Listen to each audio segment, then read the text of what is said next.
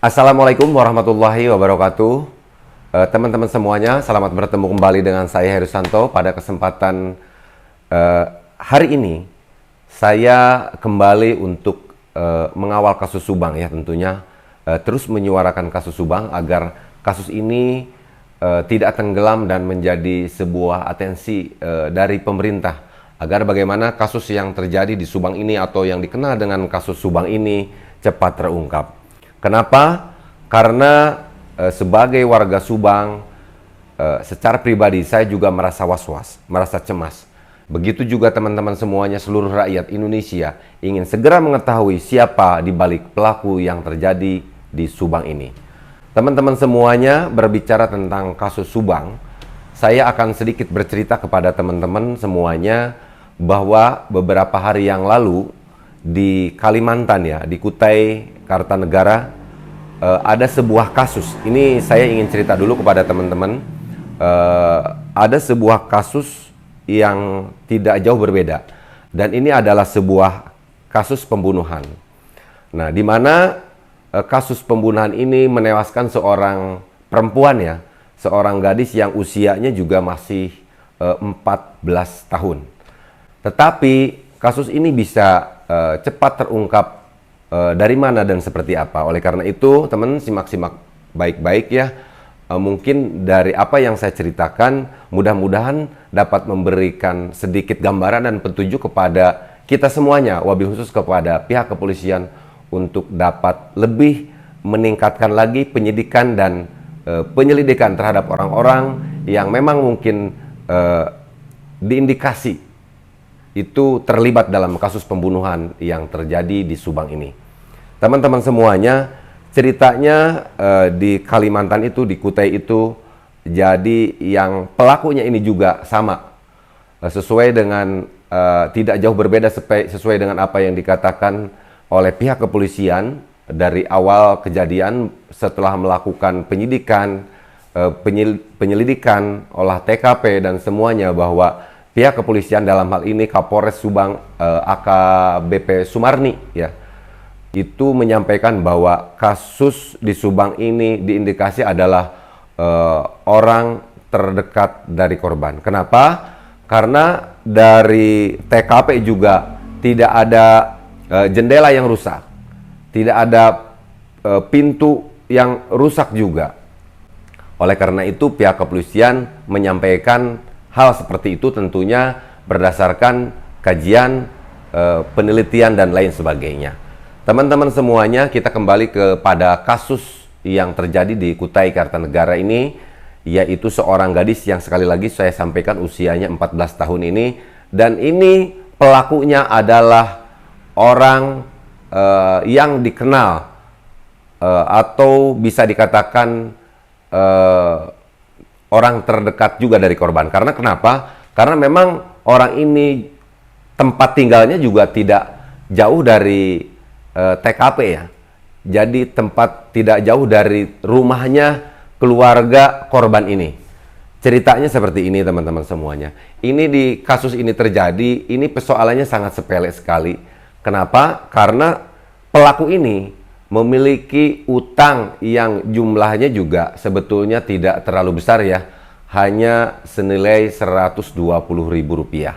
Nah, karena memang dia belum ada uang untuk membayar, maka dia itu memberikan seekor burung ya, tetapi bukan untuk dipakai untuk membayar hutang, akan tetapi dijadikan jaminan dulu sebelum dia itu bisa melunasi hutangnya yang kurang lebih sekitar Rp120.000.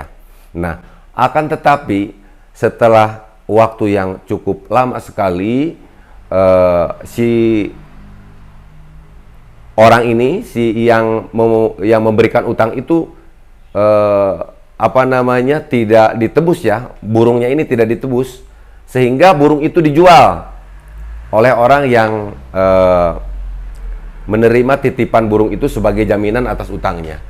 Nah, setelah dijual, si pelaku ini sangat merasa kecewa sekali dan sangat marah sekali, karena konon katanya itu adalah burung peliharaan yang memang dia sangat sukai. Nah, teman-teman semuanya, karena rasa dendam dan amarah yang sangat besar sekali, maka si pelaku ini terlintas di pikirannya karena melihat kebetulan anaknya yang usianya 14 tahun tadi itu pada saat melewati tempat yang sangat sepi, itu kepalanya itu langsung dibantai dengan menggunakan kayu balok. Nah, singkatnya cerita bahwa anak itu meninggal, tetapi karena dia itu saat itu panik, lalu dia menyeretnya dan dikuburlah di rawa. Tetapi sebelum dikubur di rawa, karena pada saat itu diceritakan juga oleh si pelaku kepada pihak kepolisian, dalam hal ini penyidik, diceritakan bahwa pada saat diseretnya itu si perempuan ini atau anaknya atau anak dari ayah yang menjual burung yang dijadikan barang jaminan oleh si pelaku tadi itu, dia itu kebetulan menggunakan sarung ya, menggunakan sarung. Jadi pada saat ditarik itu kebuka ya, sehingga beliau katakan memancing, sehingga dengan seperti itu memancing hasrat laki-lakinya, sehingga pada saat dia setelah meninggal itu, jadi dia itu melakukan hal yang tidak semestinya dilakukan dengan meruda paksa gadis yang sudah meninggal tersebut. Nah, lalu setelah meninggal, lalu dikuburlah di lumpur ya teman-teman semuanya. Dia juga menggunakan cangkul, dikubur di situ. Singkat cerita teman-teman semuanya, bahwa orang tuanya mencari anaknya tersebut ya. Dan dia juga segera melaporkan kepada pihak kepolisian karena memang belum 24 jam, sementara tetangga di lingkungan sekitar mencari. Nah, yang menjadi lucunya teman-teman semuanya, si pelaku ini dalam melakukan pencarian yang dilakukan bersama warga di lingkungan sekitar ya, itu ikut mencari. Tetapi kasus ini bisa cepat terungkap. Kenapa? Karena pada saat dia ikut melakukan pencarian, dia itu menunjukkan sebuah gelagat yang aneh dan tidak lazim tentunya. Nah, karena masyarakat menilai dan melihat bahwa ada kejanggalan yang ditunjukkan oleh pelaku tersebut dalam melakukan pencarian. Ceritanya seperti ini teman-teman. Jadi pada saat dia melakukan pencarian, karena dia itu pelaku, dia tentunya tahu ya, yang namanya mayat si anak gadis tersebut itu dikubur di mana. Jadi pada saat warga mau mencari ke sini, dia mengarahkan ke pojok sana. Setelah warga lari ke pojok sana, dia itu menginjak lumpur-lumpur yang memang di situ di bawahnya itu ada mayat yang memang sudah dia bunuh tersebut. Dari kecurigaan tersebut, akhirnya pada hari itu juga pelaku ditangkap oleh kepolisian dan ditetapkan sebagai tersangka, karena pada saat itu juga si pelaku itu mengakui perbuatannya dan dia juga menceritakan kronologinya atas dasar apa motifnya dia melakukan hal seperti itu, dikarenakan hanya seekor burung yang dia titipkan sebagai jaminan utang dijual oleh ayah korban tersebut. Jadi dia katakan pada saat dia melihat anaknya dari korban itu, dia teringat akan hal yang dilakukan oleh ayahnya yang menjual burung titipan tersebut. Nah teman-teman, itulah cerita tragedi kasus yang terjadi di Kalimantan, di Kutai Kartanegara ya, bahwa kasus ini bisa terungkap karena hal atau kejanggalan yang tidak lazim dilakukan oleh warga yang waktu itu juga ikut ramai-ramai mencari korban ini. Nah teman-teman, kita kembali kepada kasus Subang ya. Dari apa yang disampaikan oleh ke pihak kepolisian, bahwa pelaku ini diindikasi adalah keluarga terdekat ya, atau orang yang dikenal oleh korban. Pada saat kejadian tanggal 18 Agustus itu sangat banyak sekali. Apakah mungkin ya pada tanggal 18 Agustus tersebut pihak kepolisian melakukan olah TKP, di TKP pelaku itu ikut berbaur di sana bersama dengan masyarakat menyaksikan olah TKP yang dilakukan oleh pihak kepolisian. Teman-teman semuanya, saya melihat dari kejadian dan kronologi yang teman-teman juga tentunya sudah tahu ya, dari kejadian kasus Subang ini, bahwa secara pribadi saya melihat bahwa kasus ini tidak dilakukan oleh orang suruhan atau bayaran. Kenapa? Karena memang dalam waktu yang sangat lama sekali, sehingga ada perbedaan waktu ya, dari meninggalnya Ibu Tuti Suharti ini dan Amalia Mustika Ratu itu sangat jauh sekali. Sedangkan yang namanya eksekutor atau pembunuh bayaran itu biasanya dia melakukan eksekusi itu dengan waktu secepat-cepatnya, dan dia juga segera pergi dari TKP, meninggalkan TKP setelah melakukan eksekusi terhadap korban ini. Nah, kalau seandainya apa yang disampaikan oleh pihak kepolisian, khususnya dari Polres Subang yang disampaikan oleh AKBP Sumarni tadi, bahwa pelaku adalah diindikasi orang terdekat atau keluarga korban atau yang mengenal korban, apakah mungkin pada saat tanggal 18 itu tadi, atau mungkin sampai dengan sekarang, pelaku itu juga mungkin menonton video-video yang ditayangkan oleh beberapa kanal YouTube yang memang mungkin menyuarakan kasus Subang, atau juga mungkin menonton media-media nasional yang sama-sama juga menyuarakan kasus Subang, atau tidak nutup kemungkinan juga melakukan komentar ya, di kolom komentar-komentar teman-teman semuanya para YouTuber yang menyuarakan kasus Subang. Nah, teman-teman semuanya, dari cerita yang tadi saya sampaikan terkait kasus pembunuhan dan kebetulan pelakunya sudah diketemukan, setidaknya mudah-mudahan kita semuanya, dari mulai tanggal 18 video saya juga waktu itu, teman-teman semuanya biasanya lebih teliti, teman-teman itu lebih selektif lagi ya dalam melihat video-video yang ada kaitannya dengan kasus Subang, dengan sebuah harapan teman-teman semuanya melihat sesuatu hal yang tidak lazim, dengan sebuah harapan hal ini pihak kepolisian bisa lebih melakukan pendalaman, lebih bisa melakukan kajian lagi untuk lebih mendalam lagi agar kasus Subang ini dapat cepat terungkap.